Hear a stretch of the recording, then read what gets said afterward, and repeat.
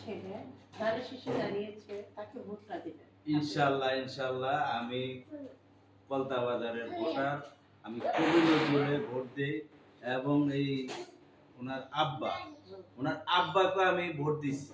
খোকা মামা খোকা সাহেবকে আমি নিজে আমি এই 91 সনে আমি ভোটার, ওই ওই আমলের থেকে আমি ভোটার, আমি কবি নজরুলে ভোট দিচ্ছি এবং ইনশাআল্লাহ এই ঈশ্বর ভাই ওনার ভোট দেওয়ার জন্য আমার থেকে ইনশাআল্লাহ আমি আমার ওয়াইফ পরিবার নিয়ে সকলে নিয়ে সকালে ভোটটা দিবে ভাইয়া, পরিবারকে নিয়ে আমাদের আপুরা সবাই খুশি ইনশাআল্লাহ।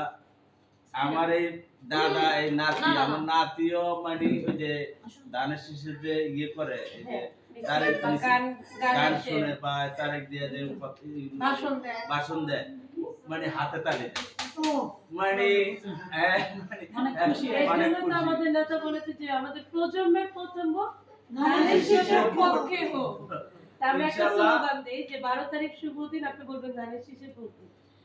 12 তারিখ শুভ দিন, ধানের শীষে ভোট দিন। 12 তারিখ শুভ দিন, ধানের শীষে ভোট দিন। ইসরাক ভাইয়ের সালাম নিন, ধানের শীষে ভোট দিন। ইসরাক ভাইয়ের সালাম নিন, ধানের শীষে ভোট দিন। যাক, আমাদের এই 6 আসনের ভিতরে 40তম ওয়ার্ডে আমরা যে বাসায় যাচ্ছি না কেন, প্রতিটা আপু ভাইয়া দিদি দাদা সবার মুখে আমাদের ইসরাক ভাই, আমাদের তারেক রহমান লিডার, আমাদের ধানের শীষ সবাই ভালোবাসছে।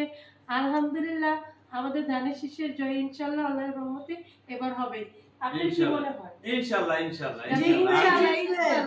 ইনশাআল্লাহ আমি সারাক্ষণ মানে তারেক দিয়ার আমি খবর দেখি, আমি এটা নিয়ে সারাক্ষণ আমি এই টিভিতে আমাদের ভাইয়ার ওটা আমাদের দেশ নেত্রী খালেদা জিয়ার জন্য ইনশাআল্লাহ কিছু বলবেন?